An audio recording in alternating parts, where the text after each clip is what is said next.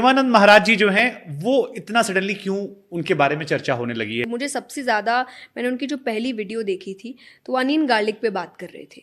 और मैं सात्विक खाना खाती हूँ, मैं 99% ऑफ टाइम नहीं सात्विक से अलग हटती हूँ, पर ना हमेशा मैंने देखा कि लोग जिस तरीके से अनियन गार्लिक को ट्रीट करते हैं कि अरे पाप है खाना, ऐसा है वैसा है, भक्ति जगत, उन्होंने इतना सिंपल तरीके से बताया था कि देखो भाई, हमारा काम है, हम वैराग्य का जीवन जीते हैं, हम भक्ति का जीवन जीते हैं, हमें एक तरीके की मानसिकता चाहिए, हमें हर वक्त शांत रहना है, हमें मेडिटेट करना है, हम तप करते हैं तो हमें जिस तरीके का भोजन खाना पड़ता है हमें वो ही खाना पड़ेगा।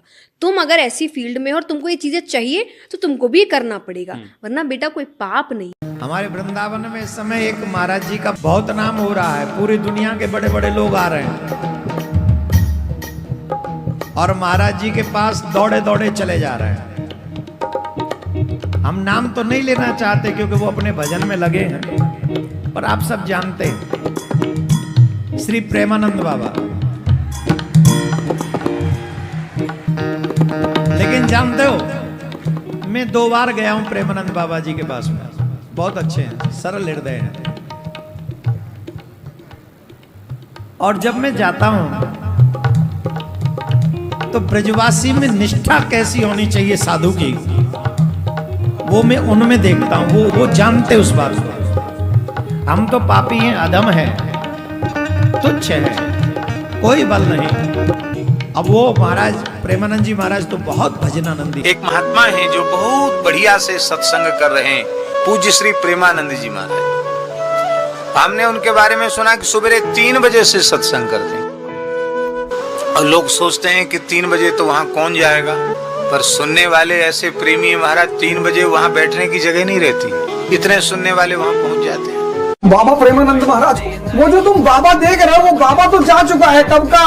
ये बाबा प्रेमानंद को जो आप देख रहे हो ना, इस वक्त साक्षात श्री कृष्ण उनके शरीर में विद्यमान है। अब बाबा उसमें नहीं है। वही अंदाज बोलने का, वही रॉब वाला तरीका, वही लोगों से कहना कि बाहर निकलो।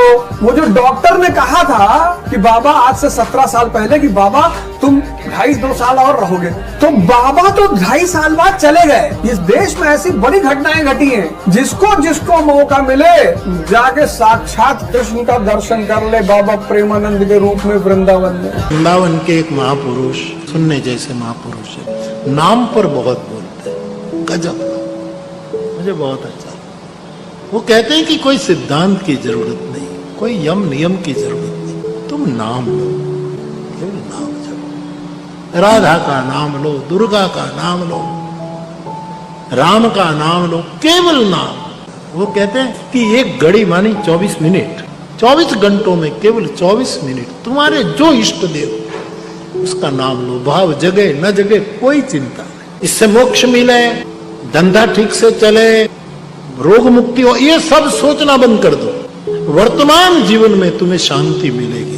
जब से लोगों ने वो वीडियो देखी है कि प्रेमानंद जी आपको टीका कर रहे हैं, मिल रहे हैं आकर, और आप उन्हें इतने प्यार से छोटे बच्चों की तरह कर रहे हैं, तब लोगों को एक्चुअली पता चला कि उनके भी कोई गुरु है। कि बहुत अच्छा लगता है कि आज बच्चे ने हमारे ने इतनी तरक्की करी है, और तरक्की खुद नहीं, लोगों को जोड़ना ही सबसे बड़ी तरक्की है। भटके हुए जीवों को दिशा दिखाई। हम तो खूब उस बच्चा को आशीर्वाद दें में कि खूब जीवन बढ़े और ऐसे ही भटके हुए जीवों को सही दिशा दिखाता रहे। एक बाबा हैं प्रेमानंद जी, उन्होंने एक बात बता रहा, सबको समझा रहे थे, जब आप सक्षम हैं तो कहीं पे भंडारा या प्रसाद में इतना क्यों ऐसा लगता है जैसे कभी नहीं खाए।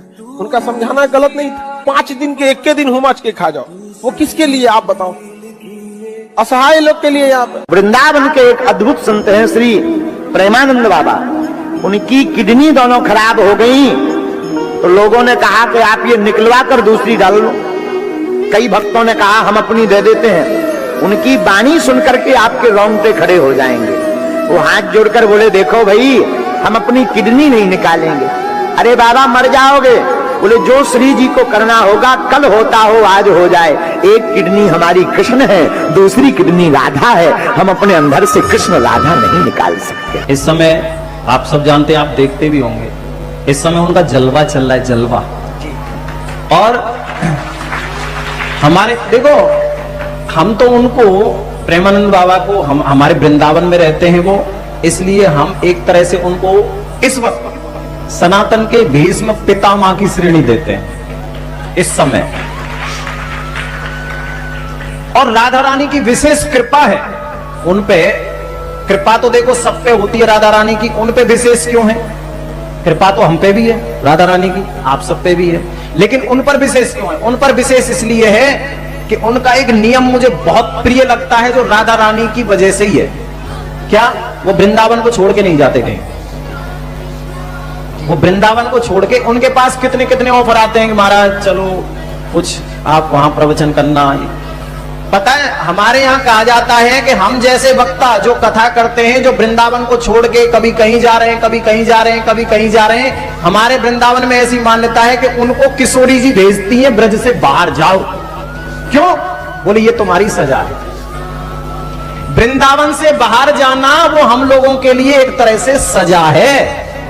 अच्छा, ये राधा रानी क्यों क्यों हमको सजा देती है? ये कि हमको वृंदावन से बाहर भेजने की सजा देती है। हमसे कोई भूल में, कोई चूक में, कोई अपराध बना, ठीक है, मैं सब वक्ताओं की बात कर रहा हूं, जो जो बाहर जाते हैं, कोई अपराध बनता है, राधा रानी कहती हैं इस अपराध को मिटाने जाओ। क्यों? क्योंकि प्रचार करो कृष्ण नाम का, उससे तुम्हारा एक तो तुम्हारे पाप खत्म हो रहे हैं, एक जो लोगों के पाप हैं उनको भी खत्म करो और वृंदावन छोड़ के जाओ। जय श्री राम। लेकिन प्रेमानंद बाबा वृंदावन को नहीं छोड़ते, इसीलिए किशोरी जी की उन पर बहुत बड़ी कृपा है। तुम्हें पता है बिरले ही संत ऐसे होते हैं जो ब्रज को छोड़ के नहीं जाते।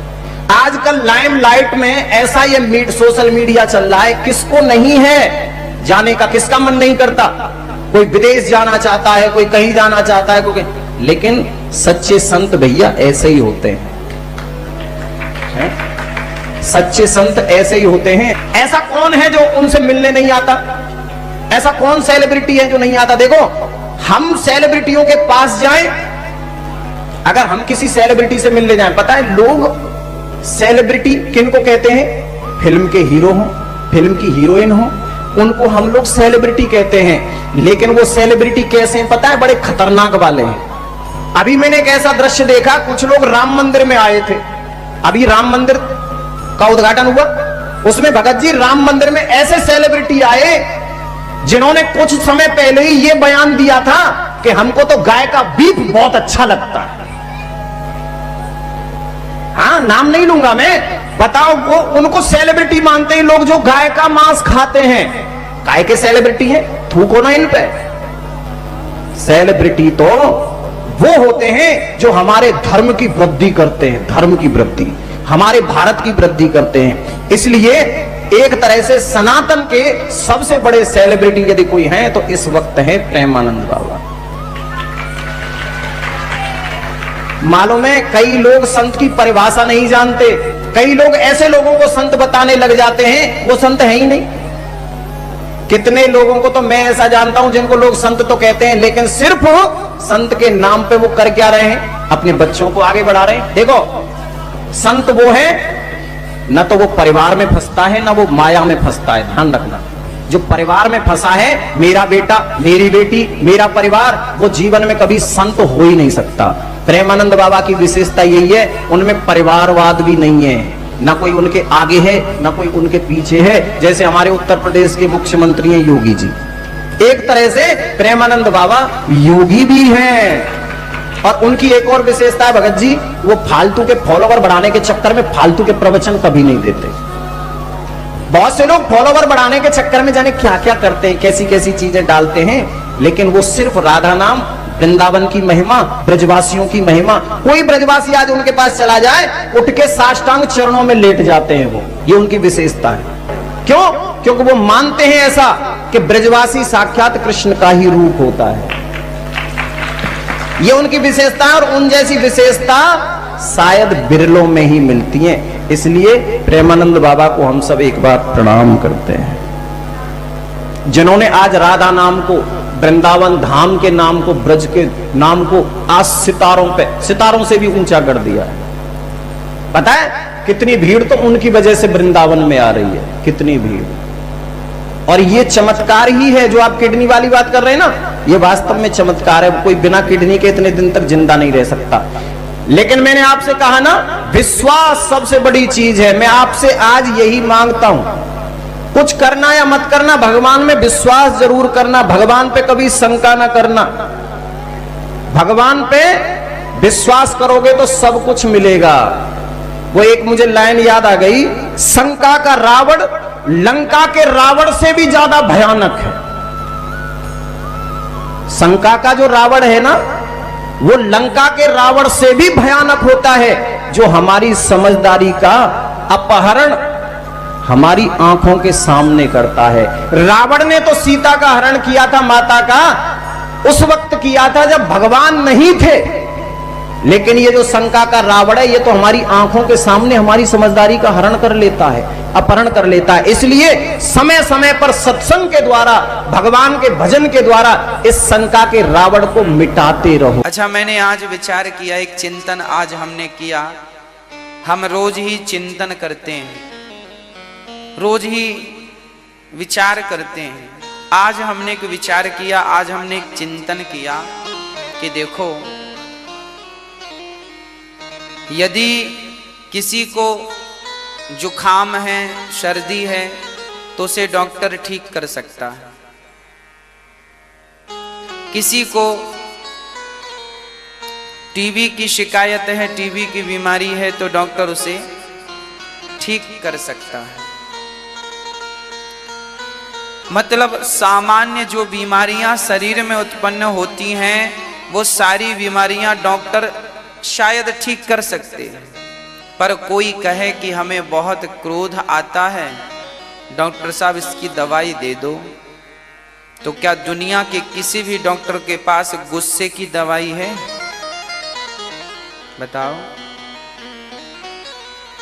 दुनिया के किसी भी डॉक्टर के पास कोई व्यक्ति कहे कि हम बहुत लोभी हैं, तो क्या उस लोभ की दवाई है? कोई व्यक्ति कहे हम बहुत कामी हैं, तो क्या उसकी दवाई है? नहीं। संसार में सारी बीमारियों का इलाज डॉक्टरों के पास है, पर काम का, क्रोध का, लोभ का, अहंकार का, कोई कहे हमें बड़ा अहंकार है, इसका कोई इलाज डॉक्टर साहब करो, कोई इलाज नहीं। सच कहें तो दुनिया के डॉक्टर तो सामान्य बीमारियों का इलाज करते हैं, पर भागवत तो वो डॉक्टर है जो आपके काम, क्रोध, लोभ का इलाज करके आपको सदा सदा के लिए इस बीमारी से मुक्त कर देती है। अरे काम सताए किसी को, ये भी तो एक बीमारी है। क्रोध परेशान करे, ये भी तो एक बीमारी है। लोभ परेशान करे, ये भी तो एक बीमारी है। ये भी तो हमें जीने नहीं देते ना। तो इनका इलाज कहाँ होगा? बोले इनका इलाज केवल केवल भागवत ही इनका इलाज कर सकती है। इसलिए भागवत ही सबका मूल